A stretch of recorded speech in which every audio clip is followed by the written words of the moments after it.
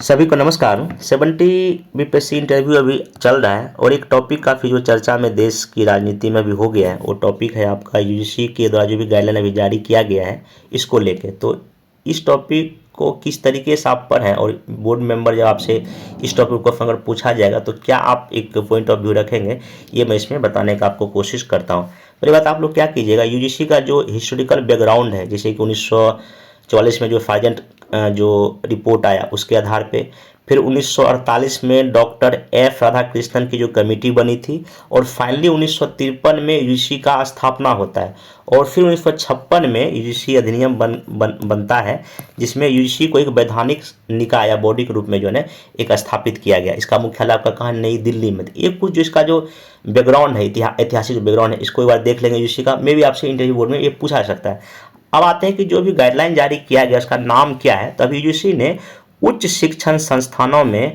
Promotion of equity in higher education institution regulation 2026 में जो guideline जारी किया है, इसका देखिए उद्देश्य क्या है। तो नाम हो गया, उद्देश्य देखिए सिंपल यही है, उच्च शिक्षा में समान अवसर सभी को प्रोवाइड करना, और जो भी भेदभाव खास करके जाति आधार या और भी जो कुछ जो बेस पे जो भेदभाव होता है कॉलेज कैंपस में, उसको दूर करना और उसका समाधान भी करना, ठीक ना, उसका शिकायत को सुनना भी।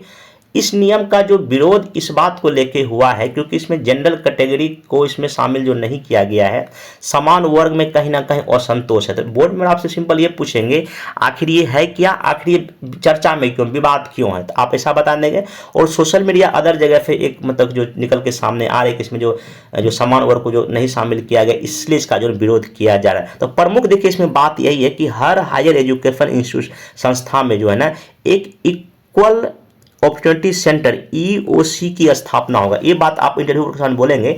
इसका जो मेन जो आपका प्रावधान यही है कि सभी उच्च शिक्षा संस्थानों को समानता, एक सामाजिक समावेशन और समान पहुंच को बढ़ावा देने के लिए और परिसर में किसी भी भेदभाव को खत्म करने के लिए एक जो आपका जो बना है, इसका नाम है इक्वल अपॉर्चुनिटी सेंटर की स्थापना की गई है।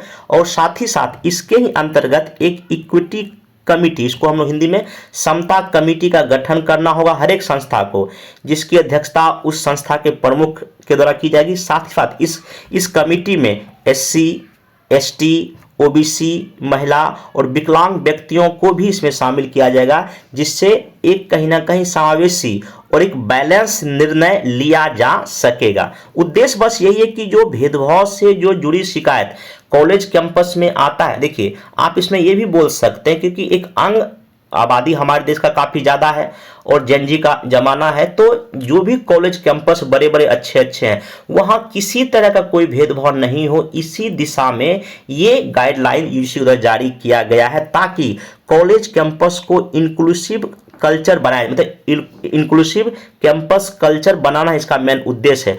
और यूजीसी का तर्क भी ये है कि शिक्षा में समानता लाने वाला कोई भी कदम अनुचित नहीं माना जा सकता है। हाँ, लेकिन विवाद का मेनली देखिए मेन वजह वही है कि जो समान वर्ग का जो एक जो आशंका ये है कि यह नियम एससी, एसटी, ओबीसी केंद्रित है और जनरल कैटेगरी के साथ भेदभाव की शिकायत कोई स्पष्ट में उल्लेख नहीं है। हालांकि जो सरकार के जो मंत्री ने भी कहा है कि ऐसा कोई बात नहीं है, जो भी इसमें होगा हम लोग सब मिलजुल कर करेंगे, ऐसा करके सरकार का ऑफिशियल जो मंत्री का भी एक ऐसा आया है।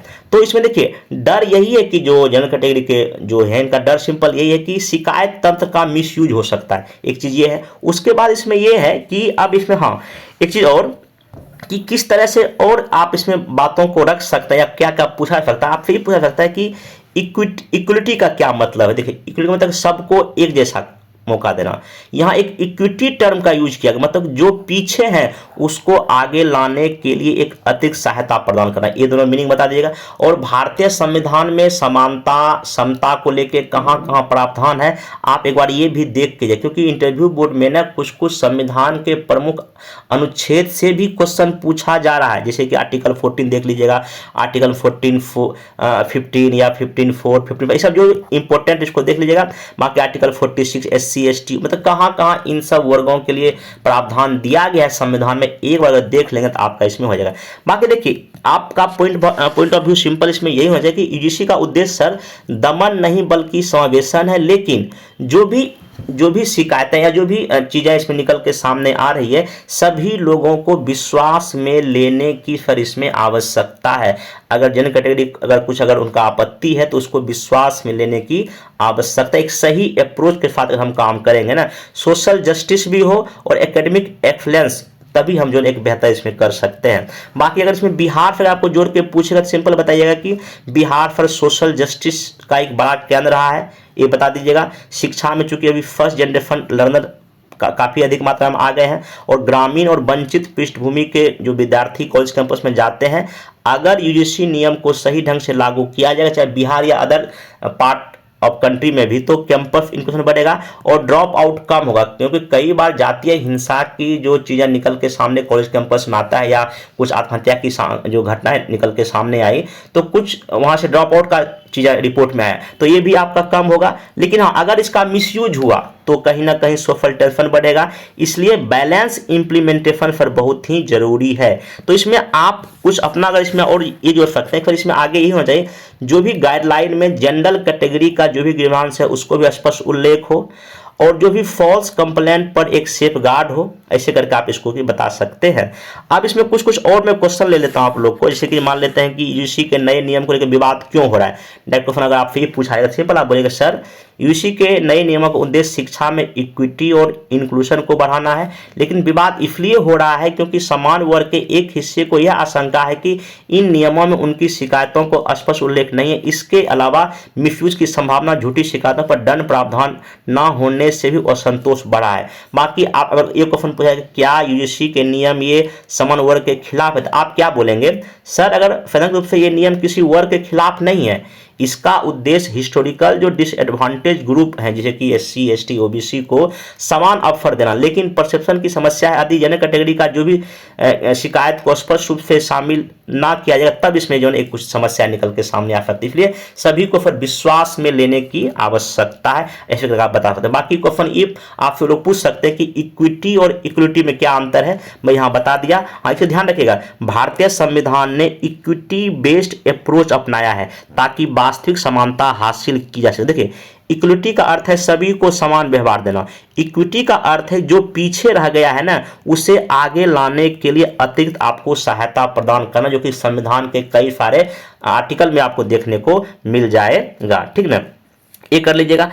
एक क्वेश्चन और इसमें अगर अगर आपसे ये पूछा जाएगा कि विश्वविद्यालय और समाज के बीच क्या संबंध है, आप बताइएगा सर यूनिवर्सिटी केवल ज्ञान का केंद्र नहीं बल्कि सोशल ट्रांसफॉर्मेशन के इंस्ट्रूमेंट हैं। भारतीय समाज में ऐतिहासिक असमानताओं को देखते हुए विश्वविद्यालयों की भूमिका सामाजिक न्याय, मोबिलिटी और लोकतांत्रिक मूल्यों को आगे बढ़ाने की भी इसमें सर होती है। आप ये कर लीजिएगा।